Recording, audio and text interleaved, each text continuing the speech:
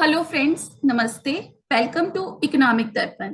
Friends, today we are going to introduce you to a very important theory of microeconomics that is called the theory of production function, जिसको हम हिंदी में कह देते हैं उत्पादन फलन का नियम। तो वीडियो शुरू करते हैं, लेकिन वीडियो शुरू करने से पहले do share, like and subscribe economic दर्पण चैनल। प्रोडक्शन का पहले हम मीनिंग देख लेते हैं कि प्रोडक्शन किसको कहते हैं। तो in economics production refers to the creation और एडिशन ऑफ वैल्यू। प्रोडक्शन को हम हिंदी में कह देते हैं उत्पादन। तो उत्पादन का क्या मतलब हो गया? किसी वस्तु का निर्माण करना, टू क्रिएट अ प्रोडक्ट। या फिर प्रोडक्शन का एक और मीनिंग हो जाता है एडिशन ऑफ वैल्यू। अब एडिशन ऑफ वैल्यू क्या है कि कोई भी वस्तु जो है वो हमारे पास पहले से अवेलेबल है, हमें उसे क्रिएट नहीं करना पड़ता, वो हमारे पास पहले से अवेलेबल है रॉ फॉर्म में। हम जस्ट उसमें अपनी जरूरत के मुताबिक कुछ मॉडिफिकेशंस करते हैं so that we can add a value, so that we can use that product. यहाँ पे हम एग्जांपल ले सकते हैं, जैसे मिल्क है। मिल्क हमारे पास रॉ फॉर्म में अवेलेबल होता है, तो हम उससे मिल्क से बहुत सारी चीजें बना सकते हैं। हम अपनी जरूरत के मुताबिक उससे दही, लस्सी या फिर बटर, घी, चीज, बहुत कुछ बना सकते हैं। तो ये सब क्या हो जाता है? एडिशन ऑफ वैल्यू, कि कोई भी वस्तु हमारे पास थी, हमने जस्ट उसमें चेंजेस किए अपनी जरूरत को पूरा करने के लिए। ओके, सो प्रोडक्शन का क्या मीनिंग हो गया? किसी वस्तु का निर्माण करना, या फिर अगर कोई वस्तु पहले से अवेलेबल है तो उसमें वैल्यू ऐड करना so that we can consume that product. Production is the result of cooperation of 4 factors of production. अब प्रोडक्शन करने के लिए हमें 4 फैक्टर्स ऑफ प्रोडक्शन की जरूरत पड़ती है, और वो 4 फैक्टर्स ऑफ प्रोडक्शन कौन से हैं? Land, labour, capital and organisation. Friends, we have done a separate video on the factors of production. For this, you can check that video. यहाँ से आपको उसका मीनिंग क्लियर हो जाएगा, और इसका लिंक जो है वो डिस्क्रिप्शन बॉक्स में दिया गया है। So production is the process of using various material and immaterial inputs in order to make output for consumption.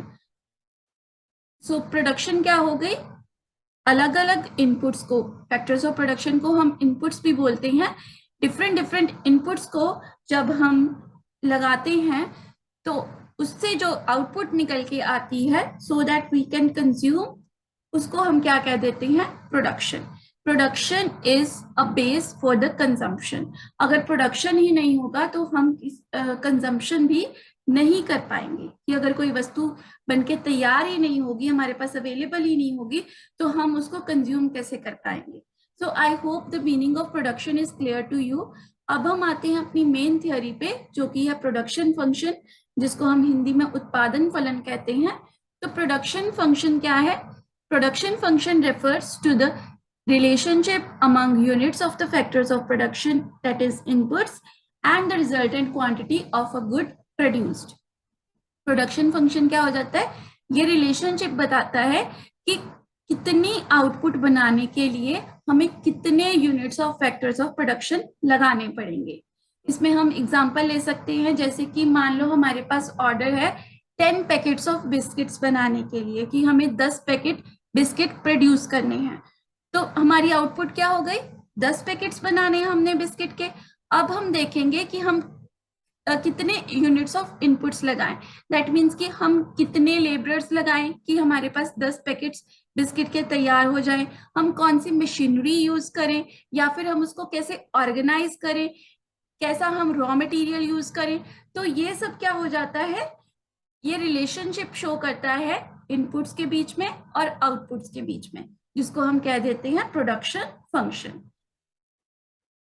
अब प्रोडक्शन फंक्शन को हम कैसे एक्सप्रेस कर सकते हैं? Q is equal to the function of N, L, K and T। Q यहाँ पे हमारे पास हो जाता है क्वांटिटी ऑफ आउटपुट। जैसे हमारी एग्जांपल थी बिस्किट्स की, हमारे पास 10 पैकेट्स जो थी वो क्वांटिटी ऑफ आउटपुट थी, दैट मीन्स की Q थी। अब क्वांटिटी ऑफ आउटपुट किसका फंक्शन है?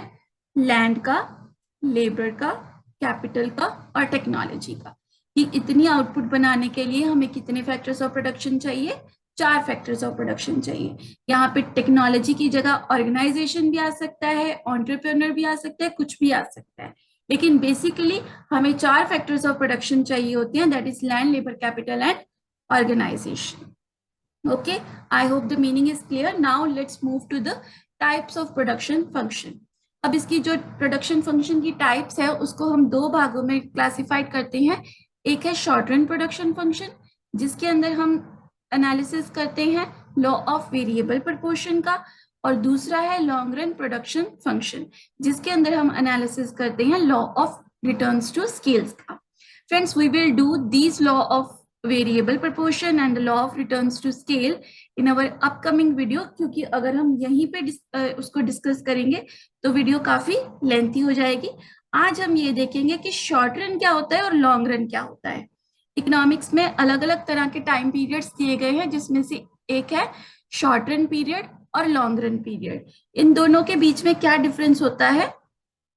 Short run is the period where some inputs are variable while others are fixed। अब हमने पीछे देखा कि हमें कोई भी वस्तु प्रोड्यूस करनी है तो उसके लिए हमें 4 फैक्टर्स ऑफ प्रोडक्शन चाहिए या 4 इनपुट्स चाहिए। वो कौन कौन से थे? Land, labour, capital and entrepreneur. अब उनमें से भी कुछ फैक्टर्स जो होते हैं वो वेरिएबल होते हैं, दैट मीन्स कि हम उसमें कुछ चेंजेस कर सकते हैं, और कुछ फैक्टर्स होते हैं वो फिक्स होते हैं, जैसे लैंड जो है वो फिक्स रहेगा, कैपिटल भी फिक्स रहती है। तो शॉर्ट रन पीरियड क्या हो जाता है कि इसमें कुछ फैक्टर्स जो होते हैं वो वेरिएबल होते हैं और कुछ फैक्टर्स जो होते हैं वो फिक्स होते हैं। बेसिकली शॉर्ट रन पीरियड वो टाइम पीरियड होता है जिसमें 1 साल से कम का पीरियड होता है। 1 साल से कम टाइम को हम क्या देते हैं? Short run period. जैसे कि हमें मान लो कोई बड़ा ऑर्डर मिल गया, जैसे हमने 10 पैकेट्स बनाने थे, वो हमने आसानी से 10 पैकेट्स बना लिए बिस्किट्स के।